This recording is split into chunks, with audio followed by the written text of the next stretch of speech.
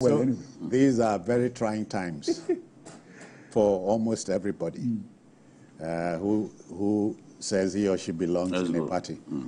Okay, to our last but not least story. You know, these are very tough times indeed.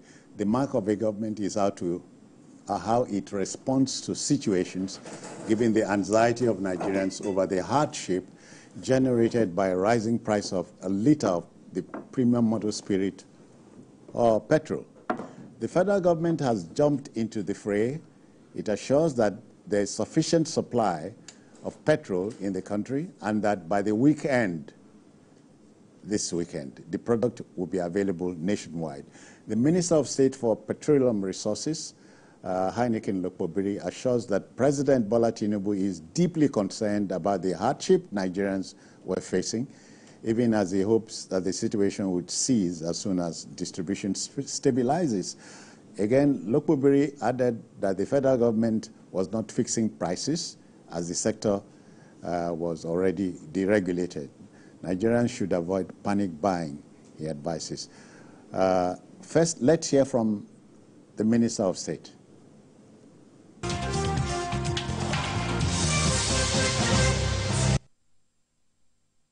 Products available in the country, and we believe that between now and the weekend there will be availability of products across the length and breadth of the country. The price could be high in some other areas, much more higher in some other locations, in some locations much more than other areas. But we believe that by the time there is availability of products across the country, the price itself will stabilize. The regulator is ensured that there's increased operating hours from all loading depots. Vessels are being cleared promptly, and extended hours where safety can permit for truck outs as well. More importantly also is the reinforcement of the support being given to local refiners, because with increased production from them, indeed, like the minister has said, there will be higher supply, which will stabilize the price. Welcome back. BK, these are trying times. Yes, the federal government is assuring us that they have enough petrol and that by this weekend things will begin to ease. Now, that's what Nigerians want to hear. It's unfortunate that in spite of rising prices of petrol, product availability is a big problem, and it's inflicting serious pains on our people. The NNPC should do its best to ensure that people do not have to waste man hours in filling stations, some of them sleeping in filling stations. This pain has to stop, and I expect that just as the minister has made this assurance, that we'll begin to see changes. I don't know when exactly product rollout from Dangote refinery would happen, when NNPC and other marketers will begin to take products from Dangote. But from the evidence that we have, Dangote refinery is ready. This is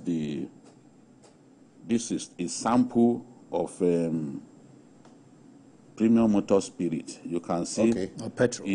That's popularly known as petrol. This is petrol from Dangote refinery that was sent to me this afternoon.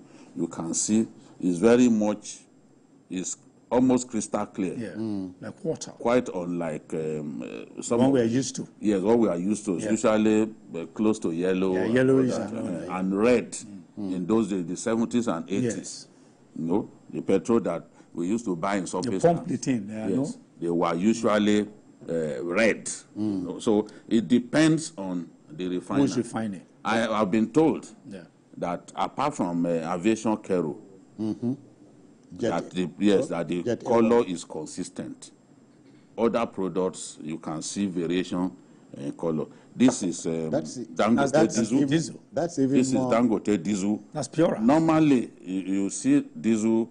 A bit colored or like blackish. Blackish. Yes, exactly. Oh, yes. But again, the sample from Dangote refinery, as you can see here, is almost like water. Like water. You could miss. Even PMS, as you can see, it's deeper. It's deeper in color. Yeah. But this is just like the color of water. Yeah. Water has color, the richness of the water. So we are waiting. The pains have to be assuaged. Nigerians are going through a lot, and I hope we can do something. We can't wait for that. But sorry, can I quickly push in something? Just to say that we'll go to join our friend at Abuja, Kelvin Emmanuel. Okay. But before then, hold on. That the sector has been deregulated. The man on the street, does he understand that language? Well, deregulated means that you are not in control of the pricing. If you got yours from Akwa Ibom, and then you ferry it to Lagos. I mean, there are markups. Okay, there are whatever is going to maybe the transportation, the checkpoints on the road. So you build all those into it, and then whatever it appears here at, then you need to also mark it up for your profit. So different for somebody who got his from Jebode, and so now the deregulated means that anybody can sell at whatever price depending on the sources that they have brought to. That's exactly. So government, the regulation of you must sell, I mean, parity of pricing has been eliminated. That's exactly what the bus stop economics should know. But again, what I'm technically about this thing is I'm not professional in that. What would it be? What will it serve the engine? Engine has been used to colored petrol, I don't know. That's my worry. Yes. Okay, this smelly fuel. No, not everything that they brought in was metal. Well, part of it that time. You saw the color. Yes. Some of us saw light yellow. That's yellow, like yellowish. Yes. Yeah. So it does not really. It doesn't mean that because this one looks crystal clear. Yeah. That it is the only product that is good enough for. No, I'm talking about mixture, mixing the yellowish and mixing the crystal clear. I mean, I don't know. That's what I want to know. Chemists. That's what I'm saying. I hope somebody will answer that question in the days to come. Anyway. Okay, time to join our friend up Abuja, up country. Is the economist Kelvin Emmanuel. Kelvin, good evening to you. Good evening, Kelvin. Good evening. Thank you so much. What's your can you tell us of what's going on? Product availability. People are saying that ultimately, if the sector gets totally deregulated, it will impact possibly on prices. What's your evaluation of what's going on? Well, first of all, I'm smiling at you, Luke, bringing out the sample of the petrol, because this is the first time in 40 years plus Nigerians are realizing that the color of diesel is not. It doesn't look like grease, and the color of real Euro V petrol, Euro V 95 octane and sulfur for about 10 parts per million, which is way better than the regulated standard by the Nigerian law, which is 50 ppm for sulfur, and way better than the ECOWAS framework of 250 parts per million for the Economic Community of West African States. For the first time, Nigerians are realizing that the color of diesel is not grease. Diesel is clear. And that the petrol and diesel that is going to be rolled out from the Dangote refinery in the coming days, can compete anywhere in the world. It can compete in the US. It will clear out Environmental Protection Agency standards, Association, American Society for Testing and Materials, Colonial Masters Testing standards. You can compete with the European Union EN 227 standards as set by the European Union of 27 member countries. And it's important to note, I want to talk about quality first before I come to the PIA and talk about the dynamics of the midstream and downstream oil and gas sector in Nigeria.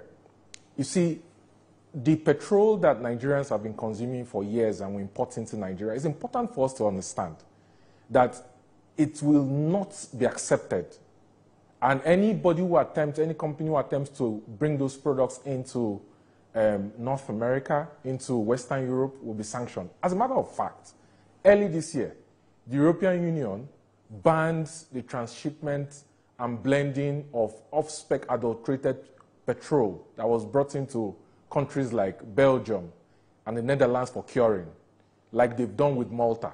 Because you have situations where bad off-spec petrol from Russian refineries goes to Malta for curing with chemicals and is brought into Nigeria, and for some weird reason is allowed into the country.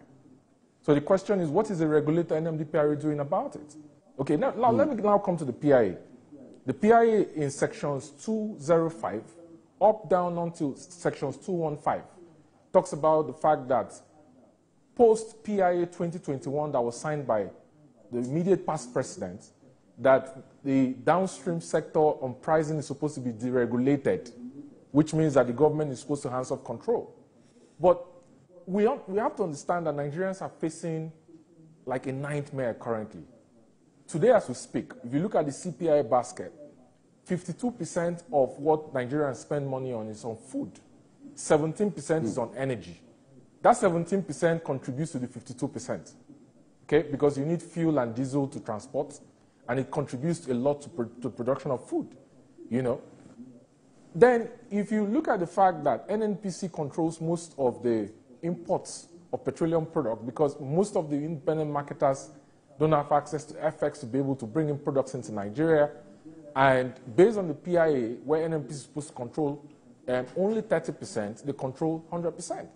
And NNPC, out of that 100% they control, they have what they call like a crude oil swap arrangement in modified carry agreements, where they exchange Nigeria's crude oil under what they call the crude oil intervention stock for domestic crude oil supply obligations to get PMS, which in my opinion doesn't make any sense, because what you're doing is you're simply giving out Nigeria's crude oil, which you're supposed to sell to get FX, or give to the local domestic refiners according to sections 109 of the PIA in exchange for getting PMS, which is only 43% derivative when you refine a barrel of crude oil.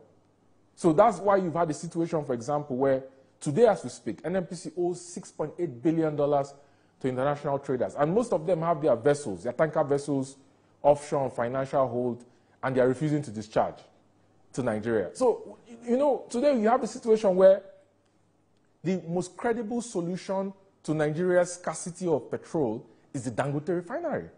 It's working, it's been tested, it started producing.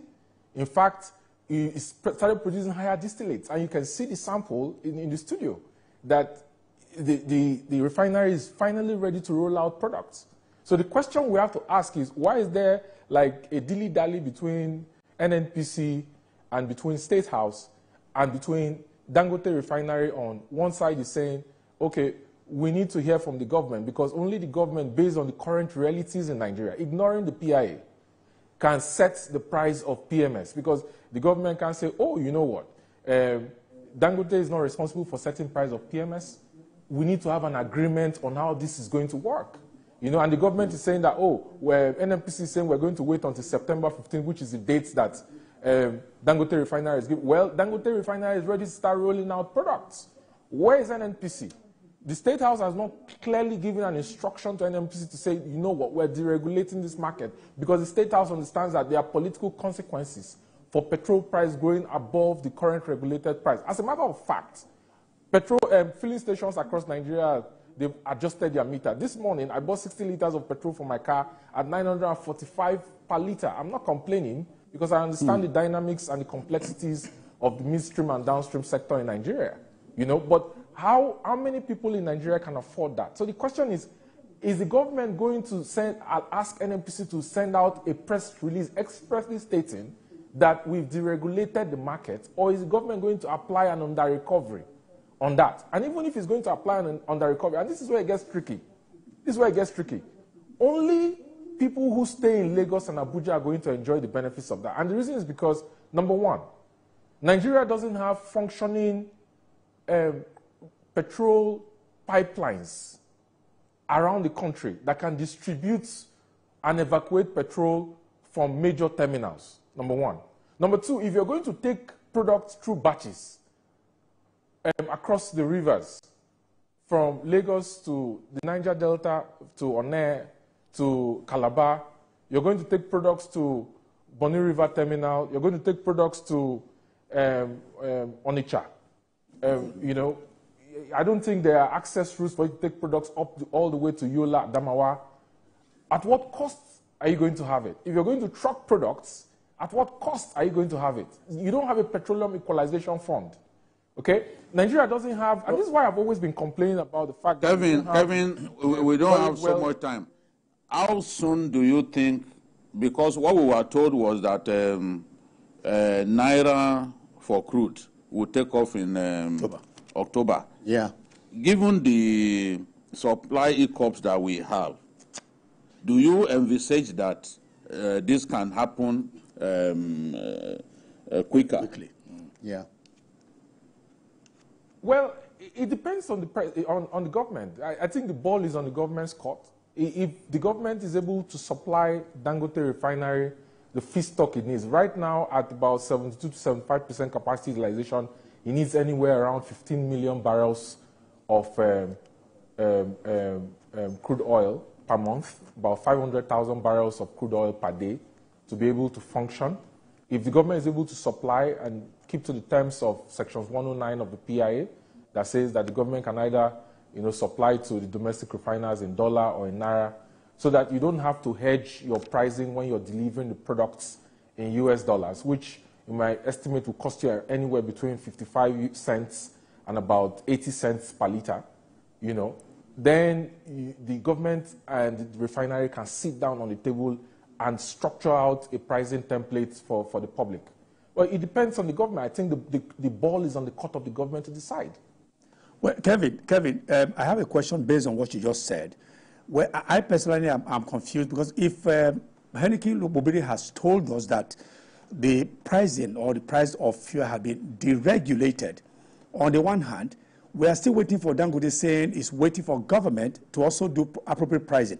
So if a product has been deregulated, why wait for government to still fix prices of a product that has been deregulated? Please help me out there, Kevin. Mm-hmm. Well, it's interesting that the minister will say that the price has been deregulated, but the minister has not asked NNPC to send out a press statement, being the fact that right now NNPC says that they are the sole buyer from the refinery, expressly stating that the government has officially deregulated PMS in Nigeria, like it did for diesel, like it did for Jet A1 many years ago, and that everybody is free to set a price for it. I saw like an internal memo, an internal document where the SOE sent out to several depots around Nigeria saying that this is the pricing template for different parts of Nigeria. And as a matter of fact, 2-3 days ago, NNPC filling stations in Abuja were selling at about 897 Naira per liter. They've adjusted their terminals. Their network from their central control has adjusted their terminals. So the question is, why has NNPC not put out an official press statement to clear the confusion in the markets that the market has been deregulated and everybody is free to set the price? Is it unconnected to the fact that NNPC is afraid that the presidency will have political blowback from increasing the price, considering the situation Nigerians are currently going through? The minister has to clear the confusion. He is the one that is in the seat to bring the parties together and hammer things out and clear the confusion. That's why there's confusion. If he's saying one thing on one hand, and then he's not taking action on the other hand, then he's causing confusion in the markets. No, but Kevin, you and I know that even at 894 or whatever, or 850, it is still not appropriate pricing. Oh, yeah. Because it is still below the landing cost. Which is one. So perhaps because people are already threatening that in October they are going to take to the street, perhaps they are hedging their bet about what should be done, because there is no way Dangote can sell below 1,000 Naira per liter. And many Nigerians, if it were to go to maybe 1,300 Naira per liter or something like that, Nigerians will not be happy. Or they will feel betrayed. Perhaps they are just looking at what can we do at this time. And then based on the PIA, I guess the NMDPRA has something to say about pricing. Is that correct? Yes, NMDPRA has something to say about pricing. And listen, the price of petrol depends on two things. It depends on, number one, the price of crude oil, which Nigeria doesn't have control over, because Nigeria controls like 1.4 million of about 32 million barrels that OPEC members contribute. Nigeria is like the 8th. Okay, Brother Kelvin, sorry, sorry, Brother Kelvin, time is a master here, and we must go. But we want to thank you very kindly for your intervention. Thank you. We'll bring him back. Thank you. We'll bring you back. What you're saying is germane. We have to have an encore. Thank you very much. So, gentlemen, we must go. But before we go, can I tell you that I bought fuel for Naira, 90 Naira here in Lagos?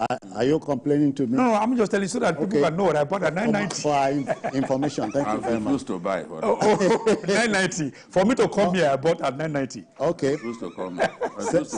Send the bills to them. Well, okay. Okay, then.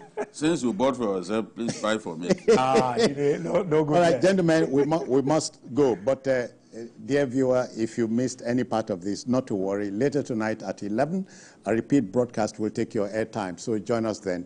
And, of course, on Sunday, we expand the fare for you from between 1:30 p.m. and 3:30 p.m. Just to also inform you, we are on YouTube at youtube.com/TVC News Nigeria.